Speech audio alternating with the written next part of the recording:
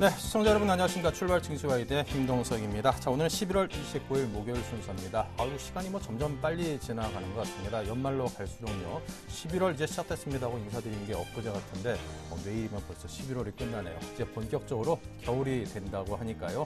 여러분께서도 이제 겨울 채비 잘 하셔야겠습니다. 자, 오늘은 때 아닌 또 황사가 조금 불지도 모른다는 그런 뉴스를 얼핏 본 것 같은데요.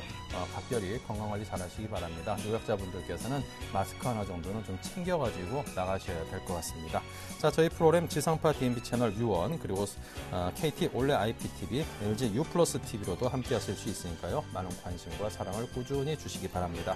자, 오늘 나로호 오후 4시경에 발사를 한다고 합니다. 한 번은 실패도 있었고 그동안 우여곡절도 많았으니만큼 이번이 좀 마지막 발사라고 하죠. 이제 마지막에 딱 성공을 하면은 이제 또 그 감동이 배가 되지 않는가 싶습니다. 끝부분에 가서 한 번에 성공하면 또 이게 좀 재미가 없을 수도 있고요. 재미라는 표현은 적절치 않은 것 같지만 어쨌거나 우리나라의 어떤 산업이라든가 과학이라든가 여러 가지 의미에서 한 단계 진전할 수 있는 그런 큰 계기가 될 수 있는 이만큼 두 손 모아 바라건대 오늘 꼭 성공 좀 해줬으면 좋겠습니다. 국민 모두가 모두 한 마음으로 바라고 있을 거라 믿습니다. 자, 오늘 출발 증시와 있어도 이 나로 발사 관련한 종목에 대한 흐름과 대응 전략을 짜드릴 테니까요. 이에 관심 있으신 분들은 저희와 함께 해주시기 바라고요. 자, 일부 주요 코너들입니다. 네, 시초가 대비 3% 이상을 공략하는 메리츠 종금증권 영동점의 강정원 부장께서는 장 초반 수익 극대화 가능한 종목을 선정하고 또 자세한 투자 전략을 여러분께 제시해 드릴 겁니다. 뉴욕 증시는 오바마 대통령이 크리스마스 전에 이 재정 절벽에 대한 해결을 반드시 해야 한다. 그런 의지를 밝혔는데요.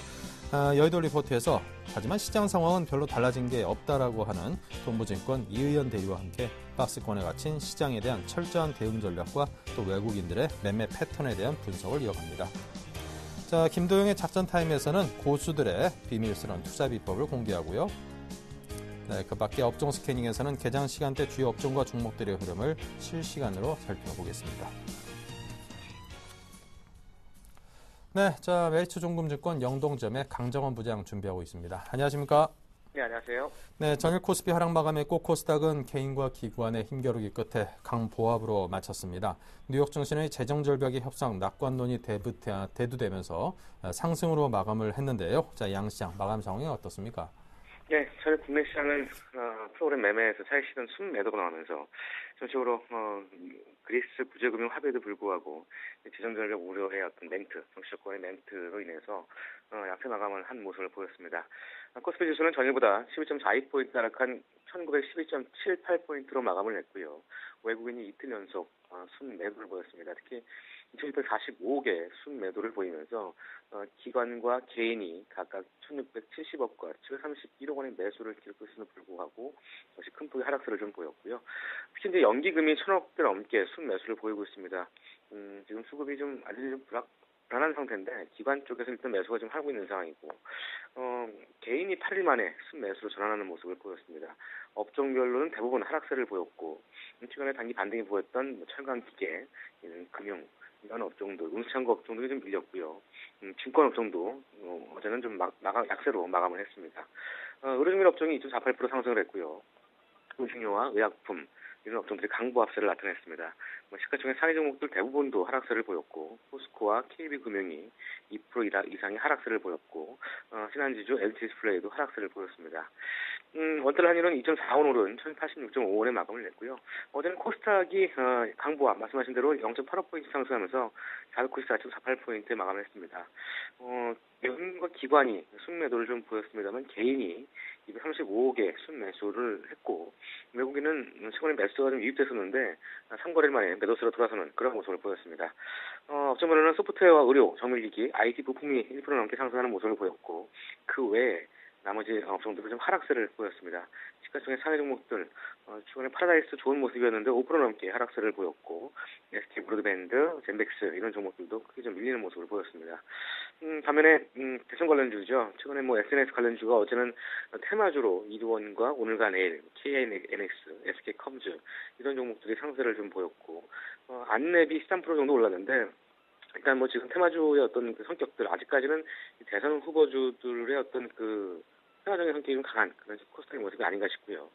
외국 매수 종목으로는 코스피에서 LG 디스플레이, 현대글로비스, 삼성 SDI, 호남석유, 삼성전기를 수매수 했고요. 코스닥에서는 에스맥, KG 이니시스, CGN, 다날, 미래나노텍을 수매수했습니다. 기관은 코스피에서 삼성전자, 현대차, 현대모비스, 기아차, 제일모직을 수매수했고 코스닥에선 YG엔터테인먼트, 셀트리온, 서울반도체, SS반도체, 성황반도를 수매수했습니다. SS반도체는 제가 그저께 추천했었는데 순조로 나갔습니다만 외국 매수도 들어오는 게 특징적이었고요. 최근에 미국 시장은 재정절벽 협상 타결에 대한 기대감이 다시 한번 부각되면서 큰 폭의 상승을 보였습니다. 다우지수는 106.8포인트 상승한 12,985.11포인트에 마감을 했고요. S&P 500 지수와 나스닥 지수 역시 각각 10.99포인트와 23.99포인트 상승하면서 다시 한번 반등세가 좀 나타나는 그런 모습을 좀 보였습니다. 장 초반에는 재정절벽 우려가 상존하면서 하락세로 출발했습니다만 이 오바마 대통령과 이 베이너 하원 의장의 낙관적인 발언이 나오면서 상승세로 돌아섰고 일단 거의 2포인트 상승했습니다만 거의 2포인트 근접한 하락권에서 올라오는 모습을 보였고요. 연준위에서 지금 추가 부양책 발표를 좀 기대하고 있습니다. FOMC 의사록에도 국채의 가능성을 좀 시사한 바 있는 상황인데 일단 미국 경제가 완만한 속도 성장했다고 좀 평가를 하고 있는 것 같습니다. 그래서 이런 부분들과 더불어서 지금 최근에 좀 좋은 모습을 좀 나타낼 수 있는 그런 여지는 좀 주었다라고 좀 보시면 될 것 같고요. 원유 가격은 전날보다 배럴당 69센트 하락한 86.49달러에 마감을 했습니다. 네, 어제 말씀하신 삼성 엔지니어링이 장중에 아슬아슬하게 목표가를 터치하는 데는 살짝 좀 몸이 졌습니다. 좀 아쉬움이 남는데요. 자세한 AS 부탁드리죠. 네, 삼성 엔지니어링 오늘까지는 한번 좀 보고요. 지금 어제도 기관이 74,000주의 매수 수가 들어왔습니다. 삼성 엔지니어링 최근에 기관이 시장을 조금 좌지우지하는 그런 모습을 좀 보여주고 있는 상황인데 일단 기관의 지금 발빠른 행보들이 우리가 좀 따라갈 필요성이 있을 것 같고요. 어제도 삼성 엔지니어링 매수가 들어온 이유는 역시 낙폭 과대의 어떤 적자 매트를 좀 부각시킨 것 같습니다. 업황 회복보다는 일단은 수익성 악화는 하반기부터는 좀 제한적일 것으로 전망되고 있는 상황이었고 역시 이런 부분들이 어떤 낙폭 측면에서 저도 역시 부각시켜서 말씀드린 거고요. 일단 제가 제시한 14만 원 하회하지 않는다면 원칙적으로 오늘까지 어제 시초가 15만 4천 원 대비 3% 올라가지 못하면 무승부로 처리하겠습니다만 좀 넓게 보신다면 14만 원 하회하지 않는다면 그 이상도 기대할 수 있는 그런 종목이라는 말씀드리겠습니다. 네, 자 오늘장 시초가 공략 가능 종목은 어디입니까? 네, 오늘 시가공략수는 넥센타이어를 제시하도록 하겠습니다. 넥센타이어는 타이어 제조와 유통업체고 현재 해외 의존도가 높습니다. 전 세계적으로 친환경 타이어에 대한 수요가 많은 상황인데 최근에는 에너지 소실을 최소화하는 타이어 구조 설계 기술과 신소재를 사용해서 연비를 향상시킨 그런 친환경 타이어죠. 엠블루 에코를 출시했습니다. 국내 시장 점유율은 2011년 기준 24.3%를 차지하고 있고요. K5에 독점 납품한 그런 타이어 업체라고도 의사 알려지는 회사고요. 한국 타이어, 금호 타이어와 함께 국내 3대 타이어 업체입니다. 생산은 주로 국내와 중국에서 담당하고 있고 미국과 독일에 판매부인을 둔 그런 회사라고 보시면 되겠고요. 투자 포인트는 세 가지를 들 수 있는데 첫 번째는 역시 낙폭과대 메리트를 들 수 있습니다. 넥센 타이어 주가가 글로벌 타이어 수요 감소에 대한 어떤 우려로 인해서 약 3개월 동안 30% 이상 하락하는 모습을 보였습니다. 올해 상반기에 이 교체 타이어 수요가 전년 대비 4.5% 감소했고 원 타이어 수요는 9.9% 증가했습니다. 역시 교체 타이어의 어떤 그 전체 시장이 약 70%를 차지하고 있기 때문에 글로벌 타이어 수요가 감소한 것으로 느껴질 수 있습니다만 실질적으로 이제 글로벌 타이어 판매는 전년과 유사한 수준을 좀 기록을 했습니다. 올해 상반기 좀 전체적으로 2,900만 분을 생산하면서 시장은 크게 아프한 모습을 좀 보였고요. 기대할 수 있는 상황이고 산업 그 수요 둔화로 인해서 경쟁이 좀 심화되고 인센티브와 마케팅 비용이 증가하는 부분은 좀 불가피할 것이지만 최근 동사의 넥센타이어 주가는 좀 과도한 모습이 있고 내년도에는 유럽 자동차 시장이 다소 회복될 것으로 보이고 있습니다. 특히 이제 교체 타이어 수요가 내년도에는 많이 좀 일어날 것으로 보이고 있는 상황이기 때문에 교체 타이어의 매출 비중이 높은 넥센 타이어의 수요가 좀 기대되고 있는 상황이고 두 번째는 4분기 실적 오전 기대감인데요. 4분기 영업이익은 475억을 전망하고 있습니다. 전년 동기 대비 130% 이상 증가할 것으로 전망되고 있고 3분기 대비 지난 전분기 대비해서는 한 8% 감소할 것으로 예상하고 있습니다만 이 성과급이 4분기 지급하기 때문에 실질적으로는 영업이 개선된 그런 전망할 수 있는 상황이고 내년도에는 올해 대비 매출액은 14%, 영업이익은 21%, 순이익도 23% 증가할 것으로 전망되면서 실적 개선이 좀 이루어질 것으로 전망되고 있는데 역시 이런 부분들은 창녕공장 생산 물량 증가에 따라서 매출 성장과 원재 가격 하향 안정화에 따른 마진 개선에 대한 어떤 기대감입니다.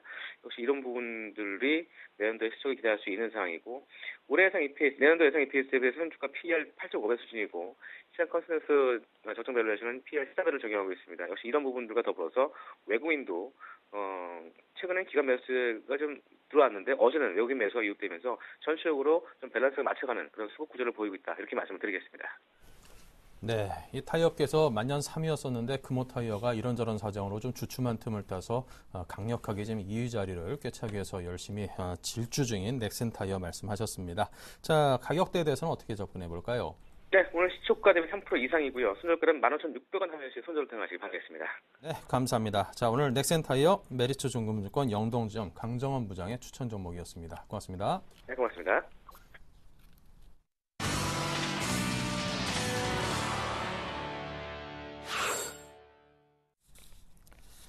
네, 자 오늘 텐스탁의 김선윤 대표, LNS 파트너스의 하창봉 팀장 두 분과 함께하겠습니다. 어서 오십시오. 안녕하세요. 네, 양시장 오늘 출발 상황이 좋습니다. 8포인트, 2포인트 넘게 상승하면서 1921과 497포인트로 각각 양시장이 상승 출발을 했습니다. 자, 출발 상황 정리해 보겠습니다. 김선윤 대표님께서 먼저 거래소 쪽 봅니다. 근데 일단 어제 같은 상황에서 그리스 은행에서 또 구제금융 신청을 좀 받은 상황이 또 연출돼서 한 370억 유로 지원을 받았고요. 또 하나 재정절벽 이슈에 대해서도 일단 오바마 측에서 강력하게 또 롬니 후보 측에다가 또 도움을 요청한 상황까지 또 연계되는 모습으로 인해서 아무래도 크리스마스 이전에 대한 재정절벽 문제 해결 가능성이 좀 열려있는 상황으로 좀 보겠습니다. 하지만 또 워렌 버핏 같은 경우에는 또 내년 초까지 미뤄질 수 있다고 얘기를 하면서 일단은 상황 자체가 그래도 전반적이라는 긍정적인 시작 상황에서 워렌 버핏만 약간의 조금 걱정하는 모습을 좀 보여주면서 안 좋게 흘러갔던 모습. 하지만 그래도 뉴욕 증시 같은 경우는 좀 상승했던 모습, 유럽 증시 같은 경우도 재정절벽 문제 자체와 스페인 문제 자체가 해결되는 국면으로 가기 때문에 우리나라 증시 자체도 그 영향을 받아서 고스란히 좀 상승하는 흐름을 좀 보여주고 있습니다. 자, 시작부터 지금 굉장히 흐름이 좋습니다. 좀 기관들 같은 경우에도 지금 바로 35억 정도 수급이 좀 들어오고 있는 상황이고 지금 외국인만 오히려 3억 정도 매도가 나오고 있는 상황인데 외국인 같은 경우는 지금 며칠째 지금 매도가 나온 상황이지만 일단 다시 한번 수급적으로도 한번 턴할 때가 됐다고 보는 만큼 또 글로벌 증시 영향 따라서 한번 외국인들 매수세가 이어지지 않을까 좀 판단이 되고 있는 부분입니다. 자, 오늘 삼성전자만 지금 빠지고 있는 흐름입니다. 삼성전자만 140만 4천원, 5천원에서 좀 움직여주고 있는데 전반적인 시장 상황에 불구하고도 삼성전자만이 빠지고 있는 흐름이 조금 안타깝긴 합니다. 하지만 영향 같은 거는 전혀 일단은 나쁜 모습은 아니고 오히려 외국인들이 최근 들어서 매도한 흐름으로 인해서 한 번 더 추가적인 매도가 외국인에 의해서 나오는 모습이기 때문에 일단 그래도 140만원 부분을 깨지 않고 버티는 모습 일단 좀 지켜보자고 좀 말씀을 좀 드리겠습니다. 자, 현대차가도 최근 들어서 계속 꾸준하게 좋은 흐름을 좀 이어가고 있습니다. 자, 오늘 1.56% 지금 상승해주고 있는 모습. 다시 한번 23만원에 대한 또 기대감을 가지고 지금 딱 차트가 움직여주고 있는 흐름입니다. 지금 이제 골드크로스 부분에서 딱 멈춰주고 있는 모습인데 골드크로스 부분을 뚫고 올라가는 부분이 23만 한 2천원 정도, 23만 2천 3천원 정도 되는 가격이기 때문에 한번 그 추이를 지켜보시고서 한번 대응하시는 것도 어떨지 않을까 좀 판단을 드리고요. 자, 포스코가 1% 가까이 상승해주고 있는 모습. 포스코는 차트상으로도 아직 조금은 좀 더 이제 올라줘야 되는 부분이 확인되고 있습니다. 아직 좀 위험한 그 모양새인데 수급상으로도 마땅하게 일단 기관들이 들어오긴 하지만서도 외국인들이 또 같이 매도가 나가지고 있는 모습. 일단은 그 실적에 대한 부담감 자체가 워낙에 이제 안 좋기 때문에 일단 포스코나 철강업종 관련해서는 약간 조금 투자를 자제하시라고 좀 말씀을 좀 드리겠습니다. 자, 최근 들어서 화학주가 다시 한번 좀 랠리를 시작하는 게 아니냐. 그런 이제 기대감 따라서 LG화학 같은 경우도 일단 저가 부분인 29만원을 찍고서 다시 한번 31만원까지 지금 올라간 이후에 오늘도 1.63% 이상 지금 상승을 해주고 있는 모습입니다. 일단은 화학주 전반에 걸쳐서 실적은 그렇게 양호하지는 않습니다. 좋지가 않은 상황임에도 불구하고 단기 낙폭에 대한 그 가능성 그리고 단기 낙폭으로 인한 반등 가능성 때문에 주가가 지금 치고 올라가고 있는 흐름인데 일단은 단기적으로 기관들이 이제 수익 실현을 하기 위한 그 매수 진행당에서 기관들이 단기적으로 빠져나갈 가능성도 있다는 것 좀 말씀을 드리겠고 외국인들은 이미 이틀 연속 이미 빠져나가줬습니다. 그래서 기관들도 굉장히 좀 빠져나갈 수 있는 가능성이 높다는 거. 일단 그래도 기관과 외국인이 오늘까지도 추가적인 매수가 좀 들어와 준다면 좋겠지만서도 일단 실적 부분에 있어서 그리고 또 모멘텀 부분에 있어서는 강하지 않다는 거 좀 참고하시고 대응을 하셨으면 좋겠습니다. 자, 마지막으로 은행주 한번 봐볼게요. 자, 신한지주가 오늘 그래도 좀 소폭 상승하는 모습입니다. 이제 최근 이제 외국인들의 매도세가 굉장히 강하게 10일 연속 나와주면서 좀 걱정이 많이 됐었는데 오늘 외국인이 아침부터 소폭 일단은 매수가 지금 들어오고 있는 상황입니다. 좀 어느 정도 반등이 줄 때도 됐는데 좀 걱정하시는 분들 많을 거예요. 하지만 그 저점 자체에 해당하는 부분이었던 7월 말쯤에 해당하는 부분은 33,000원 가량을 지금 찍고서 다시 한번 지금 차트가 반등해주는 모습이기 때문에 일단은 그리고 재정적인 문제 역시 해결되는 국면 그리고 스페인 문제 구제금융이 거의 됐다고 판단하셔도 될 것으로 판단이 됩니다. 그래서 일단은 차트상의 문제는 해결이 어느 정도 될 것으로 판단이 되고 있어요. 그래서 은행주 관련, 증권주 관련주들은 다시 한번 상승을 노려볼 수 있지 않을까 판단되는 만큼 그 점 참고하시고 시장에 대응하시길 바라겠습니다. 네, 자 다음은 코스닥입니다. 하창봉 팀장님. 네, 코스닥도 일단 강세에 출발했습니다. 대표적으로 IT 부품주들의 상승세가 조금 돋보이고 있고요. 인터플렉스라든지 파트론, 우즈일렉트로, 어제 계속 올라오고 있는 스마트키 관련주들의 좋은 상승세는 좀 나온다 볼 수 있겠습니다. 시가총액 상위 종목도 먼저 살펴드리면 서울반도체가 그래서 한 0.67% 상승하면서 IT 종목에 대한 상승세 조금 이끌어 가는 모습이고요. SK 브로드밴드가 최근 흐름이 상당히 좋지만 주가는 조금 정체되는데 장 초반 같은 경우는 0.4% 상승하는 모습입니다. 태원 같은 종목도 1.64% 상승하면서 최근 가장 많이 급락기 위해 바닥권에서 조금 반등하는 모습을 보이고 있지 않나 그렇게 좀 말씀드리겠고요.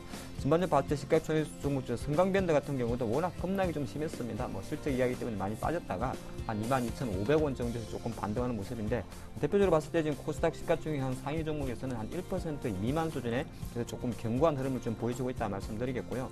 대표적으로 어제 이제 상승세를 보였던 정치 테마주 잠깐 살펴드리면 어제 강한 상승을 보였던 안철수 관련 테마주 같은 경우는 안랩 같은 경우가 1% 오히려 마이너스, 우승사료가 마이너스 2% 하락, 써니전자도 2% 하락하면서 사실 이틀 연속 급반등 이후에 실제적으로 약간 좀 쉬어가는 분위기다 말씀드리는데 사실 정치 테마주였던 흐름 자체는 사실 어저께 안철수 전 후보가 잠깐 서울에 왔다 그러죠. 그런 흐름이 좀 있긴 있었는데 아직까지는 워낙 급락이 위해 좀 반발했지 않나 보겠고요. 문재인 테마주 같은 경우도 사실 우리들 제약이라든지 우리들 생명과학 같은 경우도 2% 하락을 한다 그렇게 말씀드리겠습니다. 대표님 박근혜 관련주 같은 경우도 비트컴퓨터라든지 보령 메디앙스 같은 하락을 보이고 있고요.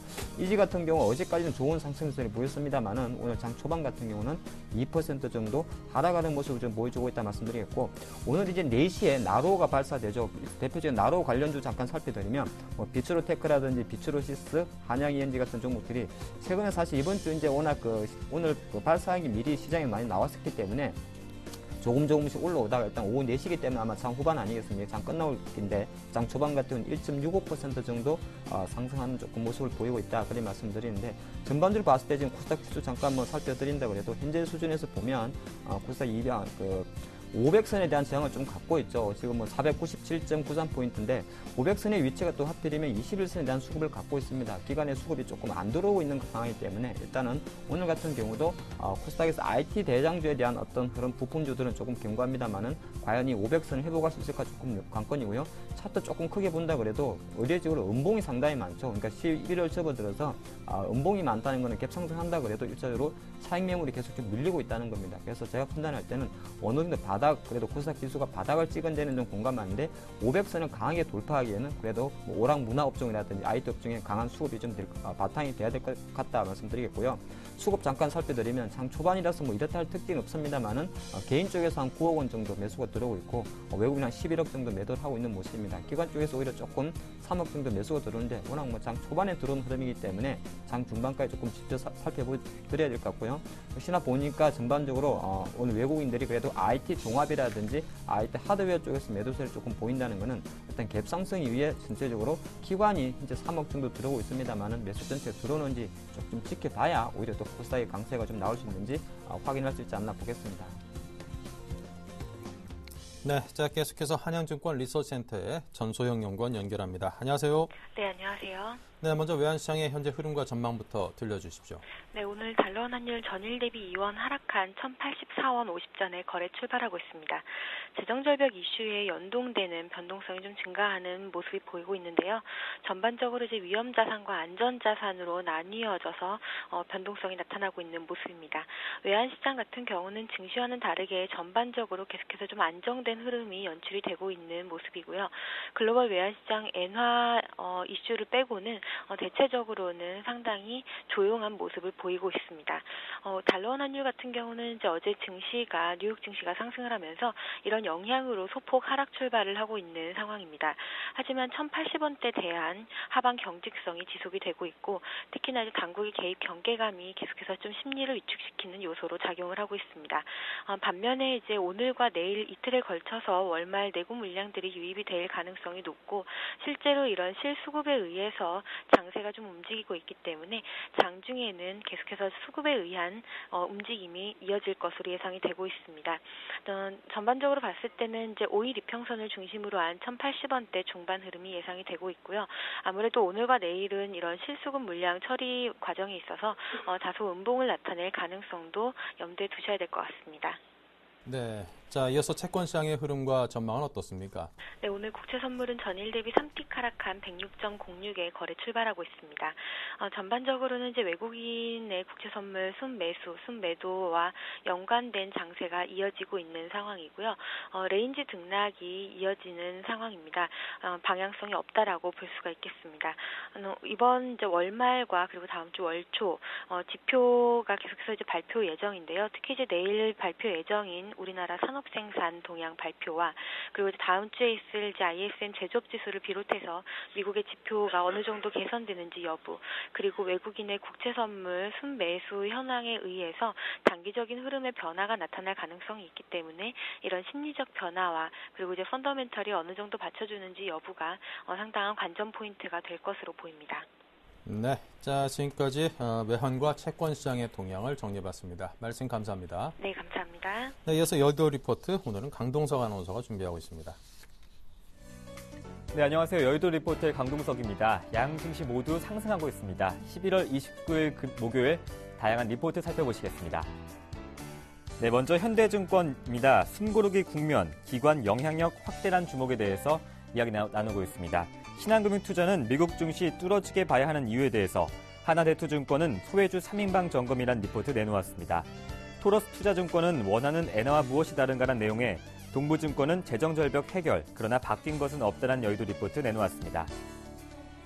먼저 현대증권입니다. 숨고르기 국면, 기관 영향력 확대란 주목에 대해서 1920선까지의 반등 이후 재정절벽 협상과 관련해서 아직 진전이 없다는 소식이 전해지면서 국내 증시의 반등 흐름에도 제동이 걸리는 모습입니다. 증시 변수 중 국내 증시에 불리하게 작용했던 원달러 환율 및 원엔 환율의 하락세가 외환당국의 개입 속에 일정 부분 속도 조절 국면에 들어서고 있습니다. 섹터별 등락이 외국인의 매수 공백 속에 철저히 기관 투자자의 매매 패턴에 좌우되고 있어서 증시 변수의 점검과 또 기관 투자자의 매매 동향에 주목할 필요가 있는 시기라고 판단하고 있습니다. 다음은 신한금융권입니다. 미국 증시 뚫어지게 봐야 하는 이유에 대해서 재정절벽 협상이 난항인데 2011년 미국 신용등급 하향의 트라우마로 연결되고 있습니다. 2011년 4분기 이후에 미국과 국내 주요 지수의 움직임을 참조하면 두 가지적인 특징이 발견됩니다. 하나는 S&P 500 지수가 국내 주요 지수에 대해 일정 기간 선행된다는 점이고 다른 하나는 미국 주요 지수보다 국내 주요 지수의 반등폭이 미진하다는 것입니다. 2013년 시장의 예측대로 미국 경기 회복이 가장 빠르고 강하게 나타난다면 미국 증시가 국내 증시의 방향성과 주도 종목군 형성에 미치는 영향력이 더욱 확대될 전망입니다. 주가 급등락이 반복될 수 있기 때문에 향후 매매 전략에 신중을 기할 필요가 있다고 지적하고 있습니다. 다음은 하나대투증권 소외주 3인방 점검입니다. 11월 중순 주가 조정과 함께 52주 신저가 종목 수가 100개를 상회함에 따라 단기 바닥으로서의 신호 출현으로 해석하고 있습니다. 소외주 3인방인 소재와 산업재, 금융업종의 점검이 필요하다고 보고 있는데요. 산업재는 올해보다 증가할 것으로 예상되는 한편 금융은 올해보다 줄어들 것으로 예상되고 있습니다. 이익 모멘텀은 산업재가 가장 유리해 보입니다. 객관적으로 평가해볼 때 이들 섹터는 직간접적으로 유로존의 상황에 연관돼 있거나 국내 가계부채 문제와 관련돼 있어서 중장기적으로 시장 수익률을 상회할 모멘텀을 지금 찾기는 쉽지 않을 것으로 분석했습니다. 마지막으로 토러스증권입니다. 올해 하반기 글로벌 통화 흐름은 달러화 강세 및 신흥국 통화 약세 완화로 요약할 수 있습니다. 최근 원 100엔 확률은 1,320원대로 하락했습니다. 첫 번째 무역 수지 차별화, 두 번째 신용등급 변화, 세 번째 환율에 대한 정부의 입장 차이 등을 요인으로 고려할 때 엔화 대비 원화 강세는 당분간 지속될 가능성이 높다고 판단하고 있습니다. 우선 무역 수지 측면에서 한국은 흑자고 일본은 적자인 추세를 이어갈 가능성이 높습니다. 신용등급 변화는 한국 신용등급이 일본 신용등급보다 높습니다. 올해 들어 우리나라와 일본으로의 투자자금 유입이 차별화되고 있는 상황에서 신용등급 역전 및 리스크 프리미엄 축소로 중기적인 자금 유입이 가능할 것으로 보입니다. 최근 일본 정부는 엔화 약세 유도에 적극적인 모습입니다. 일본의 무제한 양적 완화가 실행된다면 한국과 일본과 정책적인 차이에서도 엔화 대비 원화 강세가 지속될 가능성이 높을 것으로 판단됩니다. 네, 다음은 동부증권 도곡센터의 이의원 대리와 자세한 이야기 나눠보겠습니다. 안녕하십니까? 네, 안녕하세요. 네, 재정절벽 해결에 대한 실마리가 나오고 있는데요. 자세한 리포트 소개해 주시죠. 네, 일단 전일 미증시가 초반 하락세를 극복하고 상승에 성공했는데요. 오바마의 TV 연설을 통한 크리스마스 전 재정절벽 해결 의지 확인이랑 그리고 베이너 하원 의장 또한 재정절벽 협상 타결의 낙관 발언이 주요 요인으로 작용했습니다. 유럽 증시 또한 스페인 은행권의 370억 유로 구제금융 승인 및 미 재정절벽 소식이 전해지면서 초반 낙폭을 끌어올리는 비슷한 양상을 보였습니다. 금일 우리 증시도 전일 낙폭을 만회하는 흐름을 지금 보이고 있는데요. 결론부터 말씀드리면 낙관론을 펼치기에는 아직은 녹록지 않아 보입니다. 2, 3주 전에도 말씀드렸듯이 재정절벽 문제는 정치권의 의지 발언이 중요하다기보다는 실제 협상이 중요한데요. 오바마나 공화당 공이 결국 협상은 타결되겠으나 낙관과 강경책을 병행하면서 서로 기싸움을 상당 기간 한 후에 유리한 상황에서 협상을 마무리하려 할 것이기 때문인데요. 간단하게 부자 증세 부분만 보더라도 지나치게 어느 한쪽이 양보한다면 서로의 지지층을 외면하는 모양새가 되기 때문에 타결까지 정치인들의 낙관론 한두 마디에 해결되기는 쉽지 않아 보입니다. 일단 중요한 거는 저희 투자자 입장에서 장세 판단은 당분간 미 재정절벽 문제 기초에 따라서 증시가 일일일비할 것으로 보이고요. 각자 정해놓은 밴드 하단에서는 분할 매수하시고 상단에서는 차익 실현하는 단기 트레이딩 관점을 유지하시기 바랍니다. 눈을 돌려서 그리스 문제를 보면요. 일단 8분 응선은 넘은 것으로 보입니다. 9분 응선이 아니라 8분 응선으로 표현하는 것은요. 지원 방법과 조건의 구체적인 부분이 아직 정해지지 않은 점 하나랑 그리고 아일랜드, 포르투갈 등 기존 구제금융 국가들의 조건과 비교해서 상당히 완화된 부분으로 인해서 비교 열의에 있는 국가들 또한 조건의 재조정을 요구할 것으로 보이는 점인데요. 이는 또 한 번 정치적 격론이 오갈 수 있는 부분이 될 것입니다. 하지만 이제 큰 틀의 합의는 이루어졌기 때문에 시장에 주는 악재로서의 영향력은 상당 부분 잃을 것으로 보시는 것이 맞고요. 오히려 스페인과 이탈리아의 움직임이나 특히 스페인은 국가구제금융 신청을 마무리하기 전까지는 항상 시한폭탄처럼 증시의 잠재 악재로 도사리고 있을 것으로 보이고요. 또 하나 주목해야 될 부분이 최근 3년 내 최저점을 기록하고 있는 중국 증시인데요. 가장 큰 이유는 일단 12월에 보호예수 물량이 많이 풀린다는 점인데요. 또한 중국 증시가 최근에 거래량 또한 급감하면서 그 보호 예수 물량이 평일 거래량의 3분의 1에 육박하는 물량인데요. 여기에 바뀐 정권이 경기 부양책을 빨리 발표하지 않는 것도 또 하나의 요인입니다. 일단 이 부분은 12월에 있을 첫 경제공작회의 직전 전후에 어느 정도 그 경기 부양 선물이 나올 것으로 보이고요. 일단 이러한 부분이 선반영된 것으로 최근 급락세가 보여서 추가적인 하락은 아무리 떨어져도 1900 초반선 위에서는 끝날 것으로 보이나 관심을 일단 가지시고요. 지속적으로 개선되고 있는 미국 경제 지표나 이제 나빠질 대로 나빠져서 더 이상 악재로서의 역할이 제한적인 유럽 경제 지표 등은 지수 하단의 지지대의 역할을 해줄 수 있을 것으로 보이고요. 마지막으로 이제 투자 전략 부분은 크게 달라진 것은 없습니다. 계속 말씀드렸던 1850에서 1950선 최상 하단 밴드를 한 단계 레벨업 시켜서 1880에서 한 1955, 60선으로 하시고요. 하지만 박스권 상단을 레벨업 시키기에는 재정절벽에 대한 실질적인 진전은 전혀 없는 관계로 제한적으로 보이고요. 하단만 조금 높여서 1900선에서는 조정받는 시점부터 분할 매수하시고요. 1930선 위에서는 차익 실현 트레이딩 관점으로 접근하시기 바랍니다. 물론 보수적인 현금 보유 비중 30% 이상은 지키시고요. 수급적인 면에서도 단기적으로는 기관의 매수세가 강한 IT 섹터가 유망하겠으나 중기적인 관점에서는 외국인이 최근에 이제 매집이 보이는 락포과대 대형주가 좀 안정적으로 보이고요. 업종에는 뭐 건설, 금융, 화학 등 좀 많이 있죠. 그리고 수급적인 부분을 한마디로 정리해드리면 현재 기관의 매수세가 돋보이는 IT 업종은 외국인들이 기관의 매수세가 강할 때마다 비중을 줄이는 추세고요. 악재가 어느 정도 해소된다면 낙폭과대 업종에서 대형주 업종에서 순환 매장세가 이루어질 수 있는 여건들이 조금씩 만들어지고 있다고 봅니다. 마지막으로 현선물 국내 증시뿐 아니라 뭐 글로벌 증시 공이 거래량이 부진함으로 뭐 조그만 악재에도 조정폭이 클 수 있으므로 중기적인 관점에서 보수적으로 접근 다시 한번 강조드립니다. 이상입니다. 네, 동부증권 도곡센터의 이의원 대리였습니다. 고맙습니다. 네. 네, 11월 29일 여의도 리포트였습니다.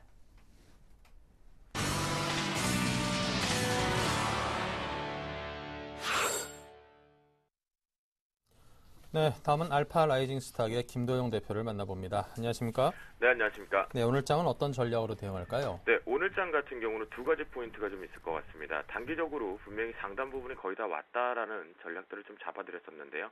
외국인들의 현물 매수세가 좀 발생이 되면서 기관계의 매수세가 꾸준하게 먼저 월말 효과의 부분에 먼저 강하게 들어왔던 것을 또다시 한번 유입시키면서 들어올 수 있는지를 반드시 체크를 해볼 필요가 있겠고요.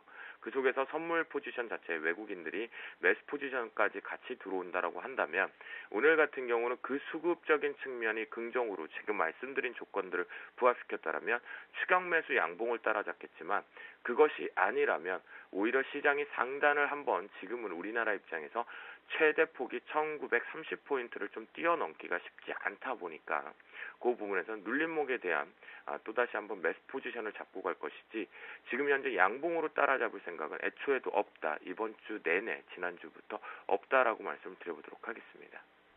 네, 자 그렇다면 오후장 공략주는 어디를 지금 눈여겨보고 계시는지요? 네, 최근에 좀 이게 우리 고3 수험생들을 자녀로 두신 분들은 좀 마음이 아프실지도 모르겠지만 항상 이 수능이 끝나고 나서 수능 발표에 대해 언급이 되는 시점에서는 항상 교육주들을 좀 디테일하게 보셔야 됩니다. 올해 수능은 좀 많이 어려웠다라고 하는데요. 그 관점에서 우리가 일상에서 종목을 찾아가는 포지션을 잡아봤을 때 교육주 중에서도 대정주인 메가스터디를 좀 언급을 드려보려고 합니다. 이것이 같이 모두가 다 한꺼번에 들어갈 수 있는 수급 부분의 거래량이나 호가가 좀 어둡긴 하지만 실제적으로 개인 트레이딩 관점으로 들어간다면 충분히 수익 구조를 만들어낼 수 있는 종목이다라고 보시면 좋을 것 같겠고요. 메가스터디 같은 경우는 지금 수능 부분의 문제점에 좀 어려움이 도래되고 있다라고 말을 하고 있기 때문에 자 먼저 손절가는 좀 정확하게 잡아드리겠습니다.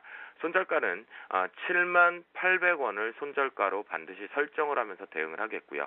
매수 포지션은요. 오늘 역시 시장 대비해서 음봉 이렇게 지금 갭상승 이후에 밑으로 좀 떨어지고 있는 음봉 모양을 만들고 있는데요. 그렇다면 현재가인 73,700원에서부터 72,500원 밴드 사이에서 매수 포지션을 좀 잡겠고요.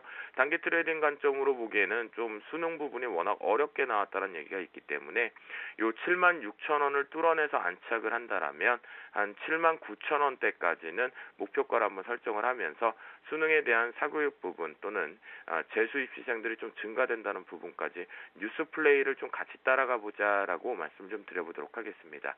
다음으로 이제 시세 부분에서 발생이 되고 있고 대바닥에서 이제 돌아나가고 있는 코어록 인더를 좀 계절적인 부분으로 말씀을 좀 드려보도록 합니다. 소재적인 부분에서도 발생이 되고 있는 시점이지만요. 현재 대바닥 부분에 대해서 바닥에서 외바닥을 하나 만들어내고 난 뒤에 수급의 측면을 가지고 살짝 리바운딩을 지금 치고 있는 상태에서 긍정의 모멘텀을 만들어주고 있는데요. 이 부분 역시도 코어롱 인더 같은 경우 오늘 제가 여전히 양봉에서 따라잡지 않겠다라고 말씀드렸기 때문에 58,000원 이하에서 매수 포지션을 좀 잡겠고요. 손절 라인 같은 경우는 55,400원을 손절 라인으로 대응을 해보되는데요. 자, 위쪽 상단이 이제는 우리가 딱 보면 거의 다 온 것이 아닌가. 가격 이론으로 본다면 바로 이 부분이겠죠. 59,200원대 부분이 지난번에 고점으로 형성됐던 부분, 그 다음에 지지력이 나왔던 부분, 공존한 부분의 매물대 부분이 상당히 높기 때문에요.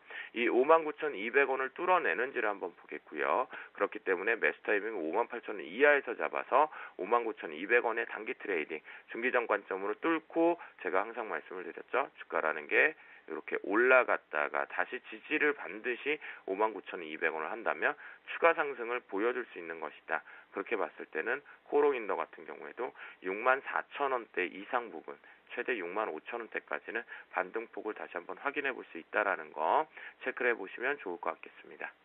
네, 자 오늘 코롱 인더 등에 대해서 말씀을 하셨습니다. 뭐 새로운 구두 브랜드도 인수를 했다고 하니까요. 앞으로 많은 관심 가져볼만 할 것 같습니다. 알파라이징 스탁의 김도영 대표와 함께했습니다. 감사합니다. 네, 감사합니다.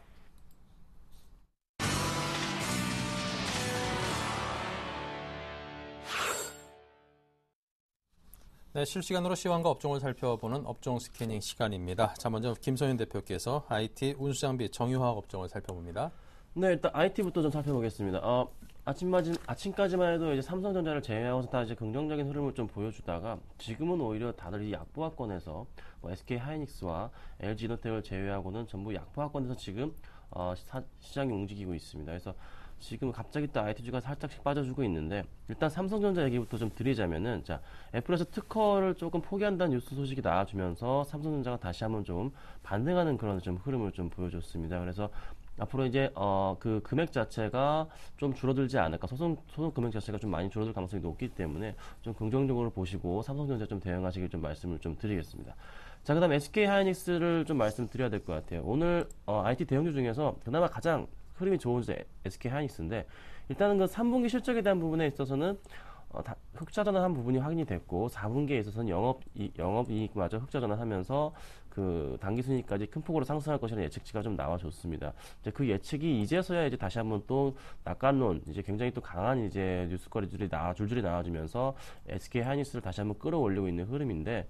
일단 수급상으로도 SK 하이닉스 같은 경우는 최근 어제 같은 경우에도 기관과 외국인 동봉매수 해줬지만서도 꾸준하게 그래도 기관과 외국인들이 손을 놓지 않고 매수 가격이 들어오는 모습, 그 차트상으로도 좀 말씀을 드리자면은 여지없이 주가 흐름 자체가 일단은 그래도 최근 들어서 박스권에 있는 모습이었지만 그 박스권을 뚫고 올라갈 그 채비를 하고 있는 그 첫 단추를 오늘 좀 깨고 있지 않나 보여집니다. 그래서 일단 전반적인 이제 상승 흐름이 조금은 대형 IT 쪽에서 SK 하이닉스가 가장 눈에 띄는 부분이 있기 때문에 연말까지 한번 가장 좀 노려볼 만한 종목이라고 좀 말씀을 좀 드리겠고요. 자, 그다음 LG전자가 최근에 계속적인 이제 하락 추세를 가져오는 모습이었습니다. 그래서 이 하락 추세 자체는 바로 기관들이 그 흐름을 이끌어줬는데 기관들은 일단은 수익 실현 차원에서 물량 정리를 굉장히 좀 많이 했던 모습이 파악이 됐습니다. 6일 연속 일단은 순 매도가 나왔던 모습. 근데 최근 들어서 다시 외국인들이 3일 연속 순 매수가 좀 나와주는 모습인데 오늘도 일단은 뭐 외국인들 아침부터 긍정적으로 일단 매수가 좀 들어오는 모습입니다. 하지만 그 기관들의 매도가 멈추지 않는 이상은 LG전자 같은 경우는 좀 상승하기엔 좀 힘들지 않을까 좀 판단이 되는 부분이 있고 이 기관 매도가 멈춤과 동시에 한 번 더 동반 반등할 수 있는 그런 시점이 오지 않을까. 그 시점 자체는 지금 딱 차트상으로 봤을 때는 이 시점인 것 같아요. 딱 121선과 200일선이 딱 겹쳐있는 부분 그 선이 있는데 바로 그 선을 한 번씩 터치한 이후에 다시 한번 반등해 줄 수 있는 그런 가능성이 있지 않나. 그 가격대 자체는 74,000원이라는 거 좀 알고서 지금 넘어가시면 될 것 같습니다. 자, 그 다음에 삼성 SDI를 좀 IT 관련해서 마지막으로 좀 볼게요. 삼성 SDI가 최근 들어서 주가 흐름이 굉장히 좋았습니다. 11월 초에만 해도 13만 6천 원이었던 주가 자체가 지금 꾸준하게 쉬지 않고 올라줘서 15만 4,500원까지 지금 올라가 줬는데 오늘 일단 뭐 소폭 빠지고 있지만 그래도 괜찮은 것 같습니다. 외국인과 기관들이 최근 들어서 꾸준하게 매수를 해오다가 기관들이 약간 소폭 매도가 나오는 모습을 보였지만 그래도 외국인이 워낙에 강하게 지금 매수가 들어오고 있기 때문에 이 종목을 이끌고 가고 있는 것으로 판단이 되고 있습니다.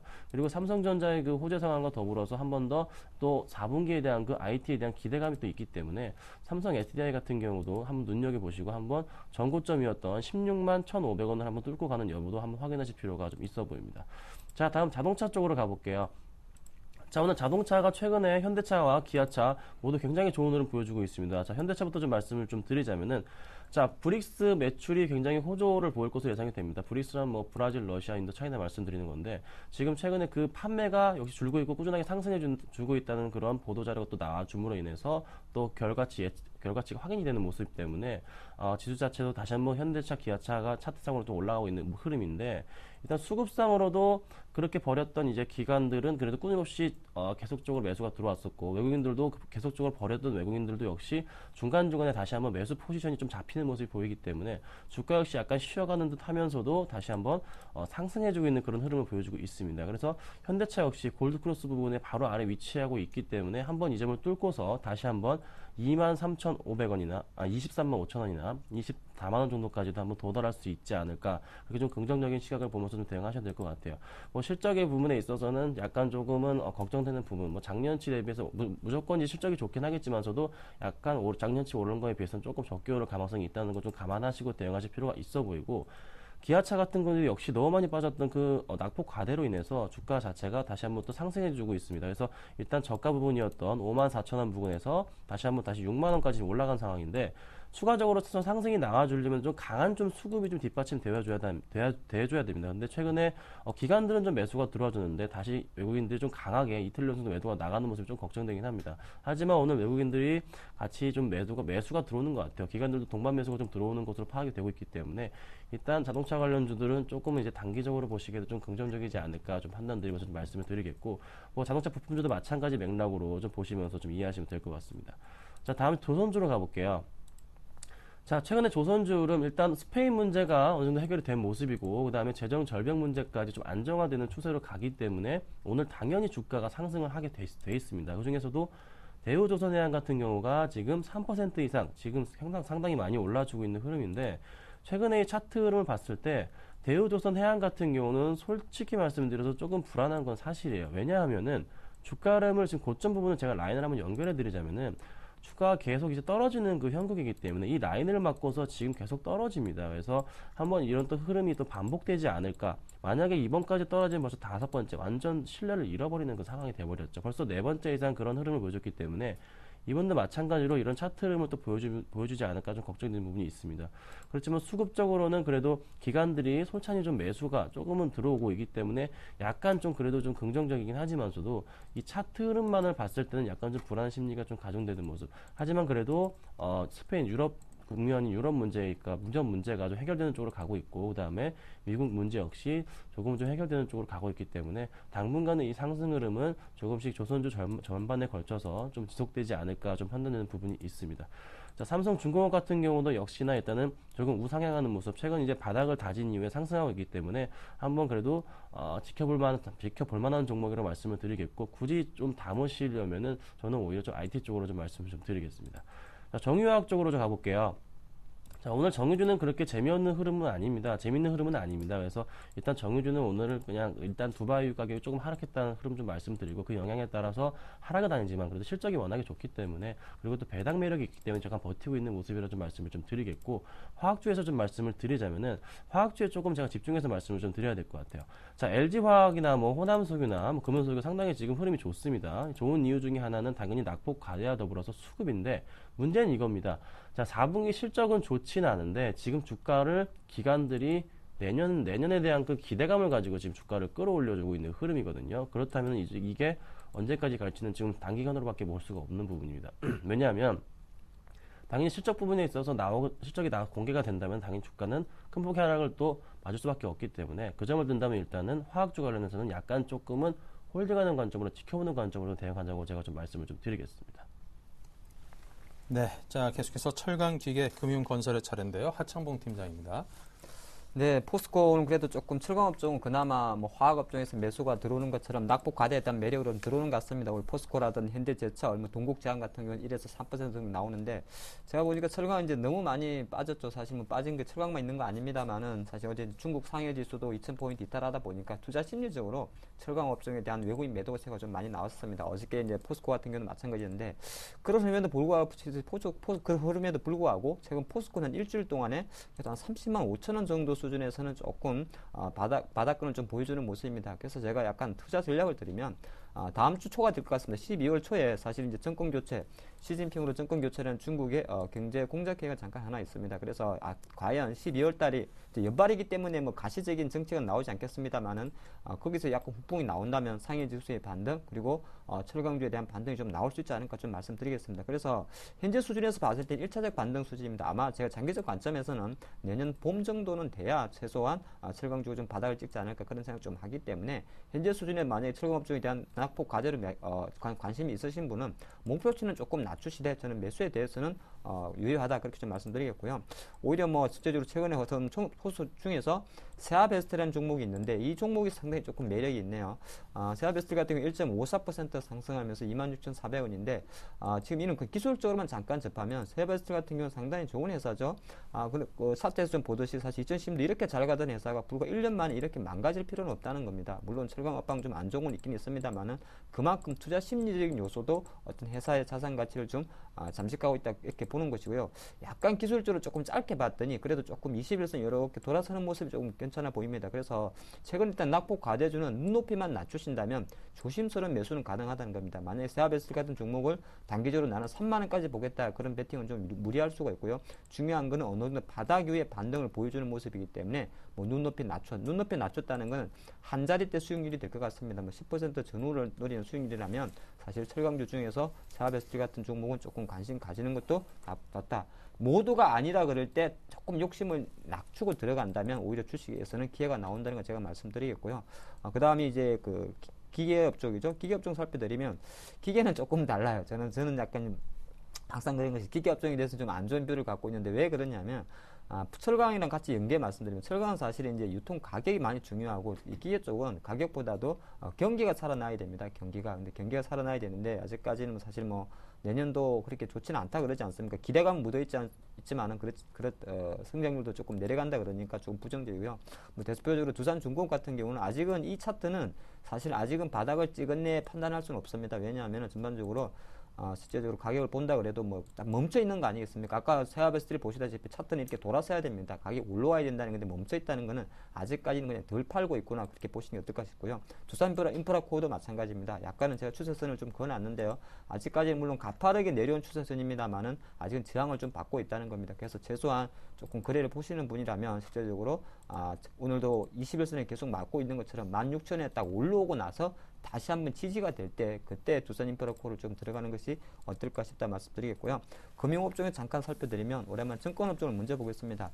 오늘 증권업종이 이렇게 오랜만에 빨갛네요. 삼성증권, 미래에셋증권, 뭐 대우증권 전부 다 2% 상승인데 거의 비슷한 맥락입니다. 최근에 때 연기금이 들어오는 자동차나 화학주나 증권업종도 실제적으로 연말에는 거의 다 들어옵니다. 연기금이. 보통 보니까 과거 10년 동안 국민연금은 4분기에 3천억 정도를 매수를 해줬다 그럽니다. 그래서 국민연금이 들어오는 종목들이 최근에 거의 낙폭 과대주인데 증권업종 사실 뭐 자본시장 거래법은 거의 무산되었습니다만은 워낙 많이 빠있지 않습니까? 그리고 종합주가지수가 오늘도 2020포인트까지 올라오다 보니까 1900선 정도에서 눈높이 낮춘 매수가 좀 들어온다 말씀드리겠고요. 특징주로는 이트레이드 증권 말씀드리겠습니다. 7% 급락이죠. 대부분 아시겠지만 이트레이드 증권은 사실 어저께 같은 경우에 KT로부터의 피인수 가능성 루머가 좀 돌았습니다. 근데 KT는 사실은 부인을 했죠. 왜냐하면 시장에서는 사실 이트레이드 증권이나 지금의 IM투자증권, 과거 솔로몬투자증권 같은 경우가 매물이 나와 있는데 KT가 BC카드를 인수하면서 사실은 금융업에 조금 진출했죠. 그리고 KT는 사업 다각화를 노리기 때문에 이 이트레이드 증권이나 증권사 매물이 나올 때마다 KT 인수 가능성이 나왔었는데 실제적으로는 무리해서 돈 안 되는 증권사 인수할 필요 없죠. 저는 그런 생각을 좀 갖고 있습니다. 그러다 보니까 어저께 그런 모멘텀 플라이 때문에 단기 급등한 그리고 실제로 개인 투자 자금이 들어갔다 빠이다 보니까 8%의 급락을 한다는 말씀드리겠고요. 전체적 흐름에서는 그래도 증권주들이 어느 정도 바닥권에서 조금 올라온다는 모습에서는 거의 제가 보는 저는 그 장기적 관점에서는 거래대금 생각하면 붙고 싶지는 않습니다만은 올해 12월달 증시는 딱 한 가지인 것 같습니다. 더 이상 웬만한 어떤 종목, 철강, 화학, 증권 거의 다가 올해 저점은 찍었다 생각을 조금 할 수 있기 때문에 실제로 보유하신 분에 대해서는 조금 그래도 연말까지는 마음을 좀 놔도 되지 않겠나 그런 말씀드리겠고요. 마지막으로 인프라 종목 건설주 살펴드리겠습니다. 삼성 엔지니어링 그래도 15만원 정도 나오면서 그 대표적으로 마찬가지입니다. 삼성 엔지니어링 같은 경우도 15만원 나오고 있고 흐름 보면은 똑같습니다. 돌아서지 않습니까? 그렇다 했을 때는 실제적으로 조금 이제 물려 계신 분, 실제적으로 한 16만원 정도에 매수하신 분에 대해서는 조금 여유가 생기는 것이고, 만약에 저점 매수한 분이라면 조금 더 여유가 있겠죠. 중요한 거는 계속적으로 건설주 같은 경우도 저점을 높여온다는 겁니다. 아직까지 사실 지금 삼성엔지니어링 목표가를 만약에 16만 8천원까지 잡는다, 12월 달까지, 그거는 저는 무리수라 두는 것이고, 1차적으로는 가장 조금 올라온 흐름이기 때문에 상승 탄력은 둔화될 수 있습니다만은 반등 가능성에 조금 힘을 실어주는 모습이고요. 뭐 현대건설이라든지 대림산업 같은 종목들도 전반적으로 어느 정도 반등세가 나오는 모습입니다. 그래서 실제적으로는 이런 모든 섹터, 저 대표적인 산업재 섹터들이 연기금 매수가 들어온다면 상승 탄력은 조금 떨어질 수 있더라도 그래도 연말까지 그래도 조금 긍정적인 뷰는 좀 괜찮지 않나 그렇게 말씀드리겠습니다. 네, 자 다음은 김성윤 대표께서 통신유통, 음식료 업종을 또 이어서 봅니다. 네, 일단 뭐 통신주부터 좀 보겠습니다. 죄송합니다.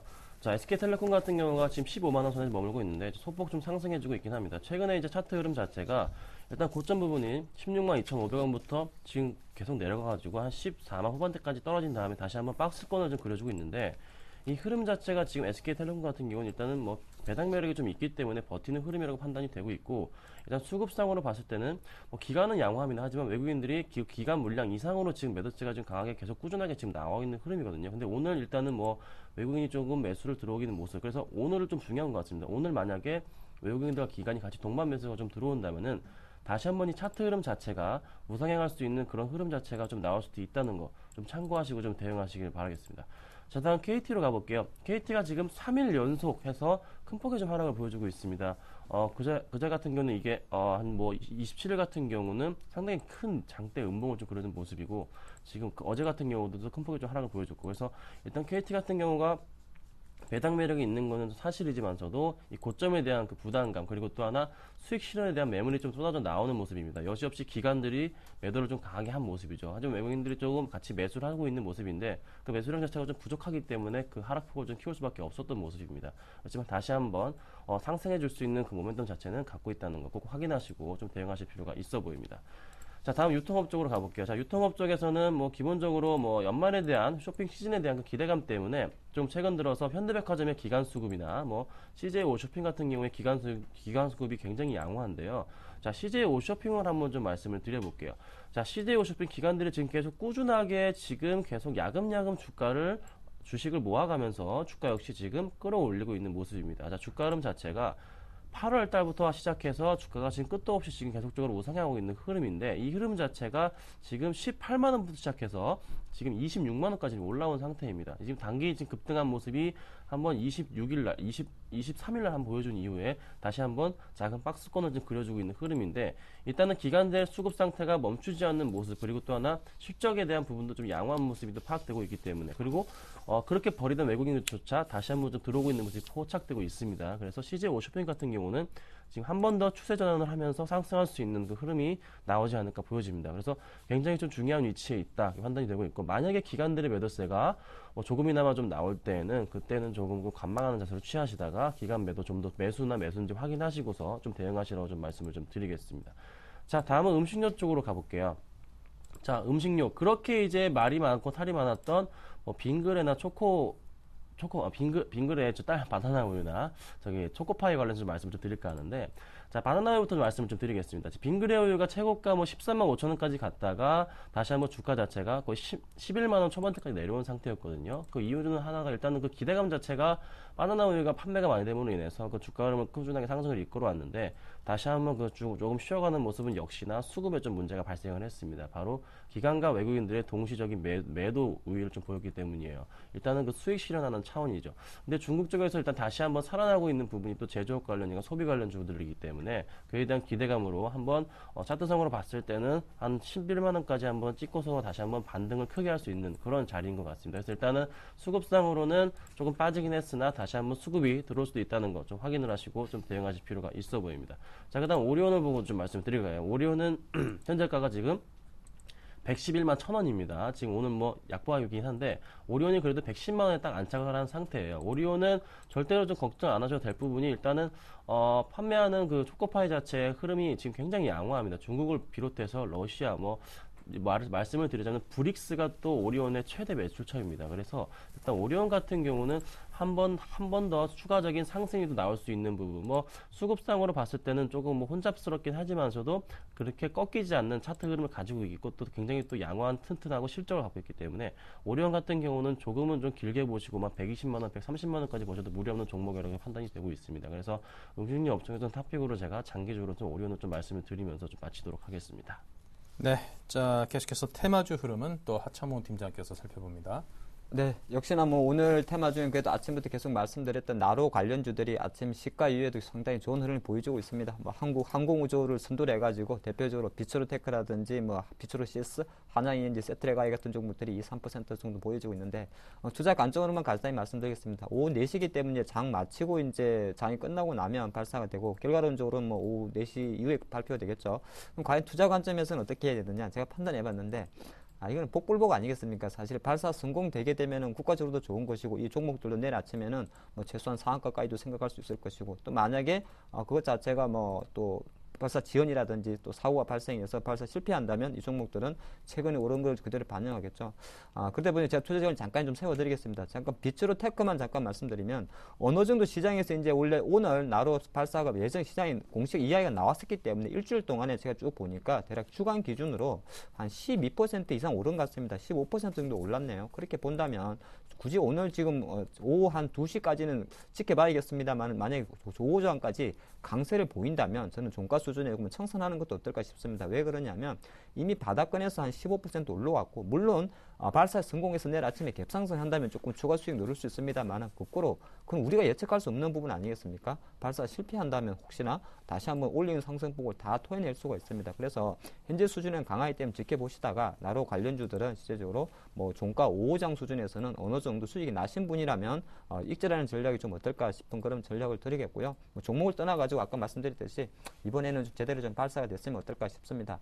그리고 오늘 테마주에서는 사실 바이오 관련주들 움직임이 조금 좋습니다. 대표적으로 보니까 줄기세포 관련주들이 조금 강한 상승을 보여주고 있는데요. 오랜만에 메디포스트가 한 4% 상승하면서 81,900원. 사실 메디포스트 상당히 많이 빠졌습니다. 그러니까 코스닥에서도 낙폭 과대주는 어떻게 약간 환매수가 들어온다는 것 측면하면 메디포스트가 한 4% 상승을 하다 보니까 대표적으로 뭐 RNL 바이오라든지 관련한 종목들이 조금 좋은 상승을 보여주고 있습니다. 그러면 조금 지켜보는 게 좀 어떨까 싶고요. 대선 테마주는 워낙 관심이 많기 때문에 다시 한번 살펴드리면 뭐 오늘은 제가 보니까 비트컴퓨터라든지 다 쉬고 있는데 이제 정말 저는 그런 말씀 드립니다. 앞으로 저는 테마주에 대해서 별로 말도 하고 싶지 않아요. 왜 그러냐면 이거는 앞으로 한 20일 정도 남았습니까? 남았는데 중요한 거는 저는 이런 말씀 드리고 있습니다. 테마주 하시는 분들은 정말 단기적 트레이딩, 감각과 뭐 약간 물량 조절을 잘 하시는 분이라면 하셔도 됩니다. 하지만 주식이라는 것이 내년까지 계속 길게 보는 관점에서 2013년에도 내 잔고의 주식이 항상 빨간색으로 갖고 계시는 분이라면 이벤트에 접근하는 테마는 좀 무리하다 말씀드리겠고요.